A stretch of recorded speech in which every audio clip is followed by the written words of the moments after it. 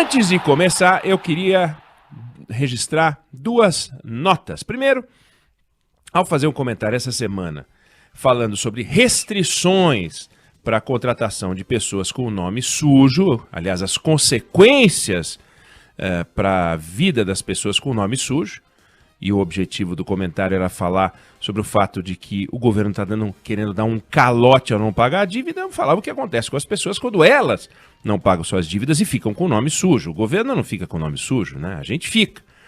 E lá pelas tantas, falei de empregos que as pessoas não podem disputar, né? O Tribunal Superior do Trabalho decidiu, por exemplo, que as empresas podem não contratar alguém com nome sujo. E falei sobre concurso público não é exceção, mas que em outros casos sim, e citei a Casa da Moeda como uma das empresas que não contrata.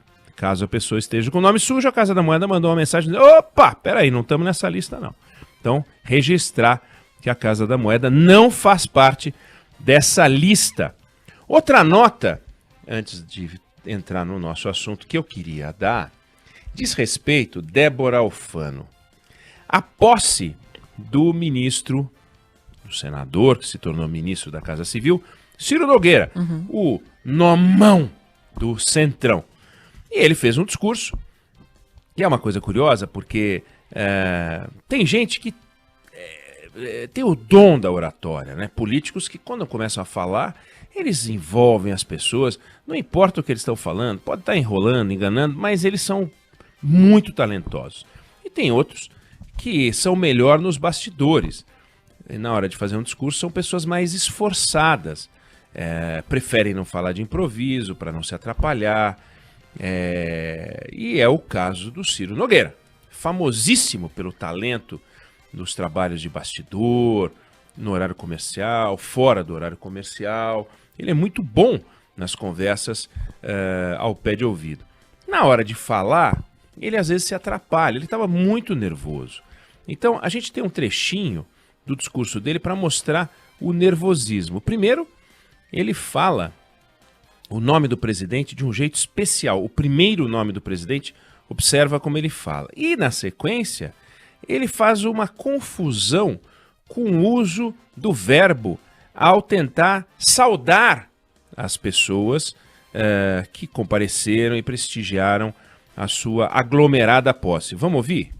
Senhor presidente Jair Messias Bolsonaro, primeira-dama Michele Bolsonaro, presidente do Conselho Pátria Voluntária, vice-presidente Hamilton Mourão, senador Rodrigo Pacheco, presidente do Congresso Nacional, na pessoa que eu saudo, todos os senadores e senadoras, meus companheiros e companheiras, deputado, meu querido amigo e irmão Arthur Lira, presidente da Câmara dos Deputados, aqui eu saudo, aqui, também sair um pouquinho do protocolo, meu amigo Benedito Lira, que eu saudo a todos os deputados e deputadas.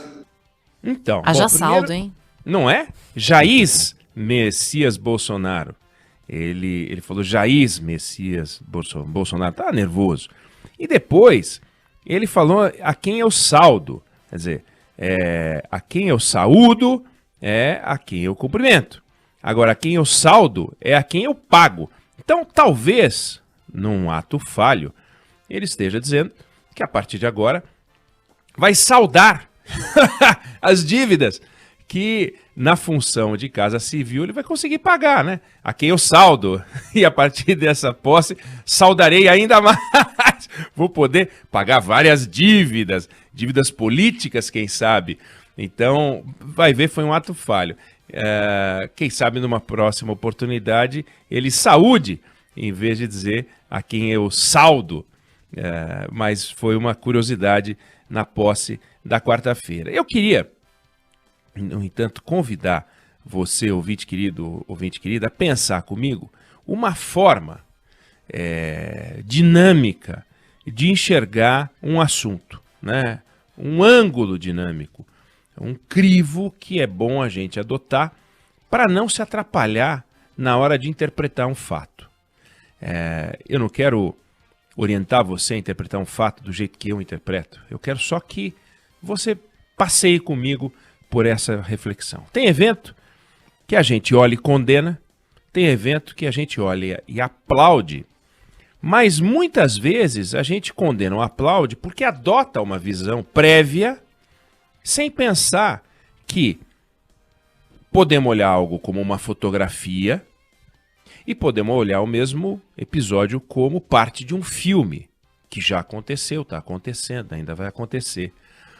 E aí é importante a gente tomar esse cuidado porque às vezes a fotografia é muito ruim, mas o filme pode não ser tão ruim assim. Por exemplo, o número de mortos por Covid, média dia agora, baixou de 900. É um número alto, Já teve dia no ano passado que, ao chegar a esse patamar, a gente tremeu. Por quê? Porque como o filme vinha acelerando. Então a fotografia em si, 900, dá medo. Mas como o filme antes vinha acelerando, agora está desacelerando. Ou seja, como o filme, 900 ou abaixo de 900, é uma notícia positiva.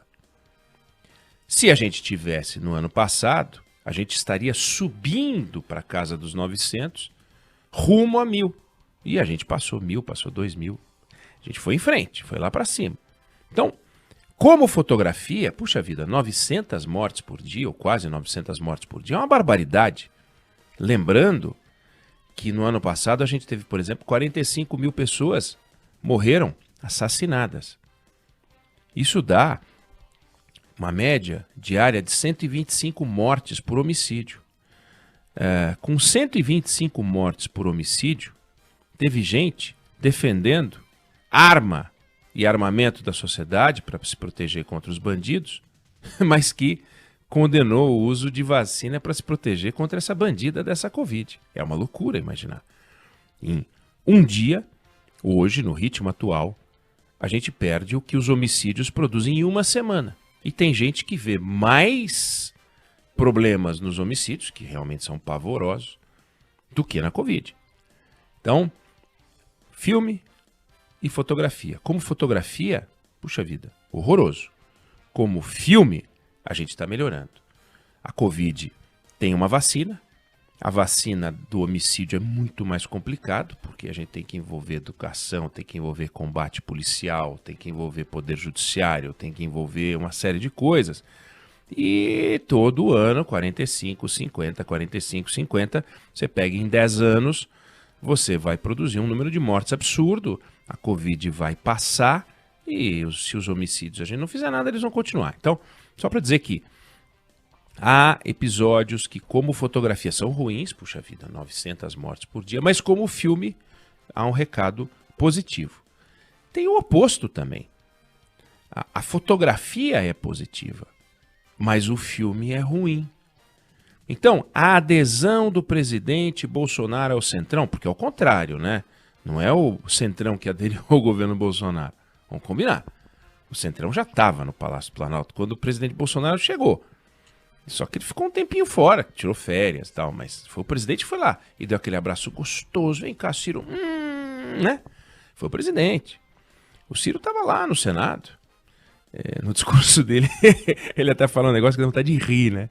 Ele fala assim, seria muito mais fácil para mim ficar no Senado cuidando da representação do Piauí, imagina. Como se ele estivesse fazendo um sacrifício extraordinário de ocupar aquele cargo. Ele deve estar rodando aquela cadeira assim, zim para um lado, zim para o outro lado. Ei, cheguei, viva!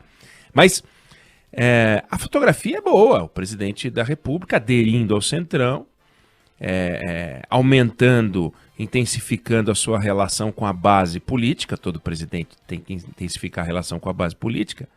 Só que o filme das relações institucionais do presidente da República é pavoroso. É um filme de terror. Seria bom que fosse uma comédia, mas é um filme de terror.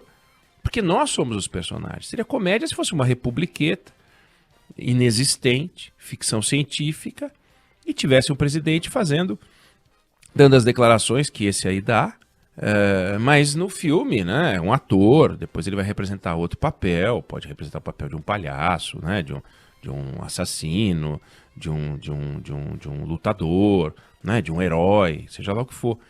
Mas é uma loucura a gente imaginar que o presidente da República, ele continua, apesar de ter aderido ao Centrão, apesar de ter dado, né, espaço para o Centrão, espaço que o Centrão cobrou dele e ele entregou, ele continua a esculhambar o Supremo Tribunal Federal, continua a esculhambar o Tribunal Superior Eleitoral, continua a esculhambar senadores, deputados, ou seja, as relações institucionais do presidente da República continuam a ser horrorosas. E de vez em quando parece que dá uma acalmada, não sei o que ele faz, o que toma, dá umas acalmadas. De repente, ele volta com aquele jeito dele, estabanado, agressivo e tal. Aí, as pessoas reagem, né? Então, volto a dizer, como fotografia foi bom, ele aderiu ao Centrão, mas olha o filme. O presidente do Supremo Tribunal Federal teve que dizer, olha, esquece, não vamos conversar mais. Aliás, não tem nada que conversar, né? Poderes ficarem conversando entre si. Poderes conversam trabalhando. O judiciário julga, o executivo executa, o legislativo legisla, e não é conversando. No horário de trabalho não é para conversar, é para trabalhar. Aliás, quanto mais eles conversam, menos eles trabalham. Então, a gente vê que o presidente trabalha pouco, volta para casa cedo, tem tempo, né, para ficar fazendo live, rede social, né?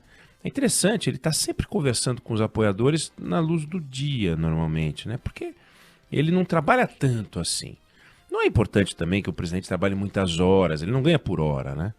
Ganha por produtividade, por conduzir o país e tal. Pelo menos deveria ser assim. Então, ele teve um manifesto em defesa do sistema eleitoral, houve essa reação, né, do meio empresarial, do poder judiciário. Então, tudo parte de um filme ruim. E a situação se complica ainda mais quando, por exemplo, a fotografia é ruim e o filme também é ruim. É o caso das emendas constitucionais que não andam, fotografia ruim, dentro de um filme ruim. O Brasil aprovou 100 e tantas emendas constitucionais desde que a Constituição de 88 foi aprovada, e se você conseguir tirar dali meia dúzia de 8 ou 10 que prestam para alguma coisa de interesse da sociedade, é muito. O resto dá aos policiais, cria as polícias penais federais dos estados e Distrito Federal. Interesse deles, sabe? Dispõe que as ilhas da União com sede nos municípios são dos respectivos municípios. Puxa vida, que coisa importantíssima, né? Um negócio assim que realmente impõe que o presidente do STF seja presidente do Conselho Nacional de Justiça. Nossa, rapaz, que coisa maravilhosa, né? Amplia o número de tribunais regionais do trabalho. É para eles criarem cargos, né? Ganhar mais dinheiro e tal. Não tem nada a ver de interesse da sociedade aqui. Então você vai listando. A gente vai voltar a falar disso na semana que vem, para a gente seguir o programa. Mas assim, a lista de emendas constitucionais que só interessa para esses caras é impressionante. Então foto ruim. Nós não estamos aprovando emenda que interessa. Aprovamos reforma da Previdência, aprovamos teto de gastos lá atrás, né? Estendemos os direitos trabalhistas aos trabalhadores domésticos, importantíssimo isso, né? Igualamos o trabalho rural ao urbano para fins judiciais, também é importante. Mas é o que eu falei, meia dúzia de 10 ou 12. O resto, 106, é uma perda de tempo. É o Estado criando mecanismos de ficar ainda mais fortalecido, distribuir mais poder entre eles e criar mecanismos para que os mecanismos criem mecanismos. É uma coisa asquerosa. Então, assim, vamos olhar de vez em quando como foto, de vez em quando como filme, e vamos tomar muito cuidado para não confundir as coisas. Tem foto boa, que é parte de filme ruim, tem foto ruim, que é parte de filme bom, mas quando os dois são ruins, meu Deus.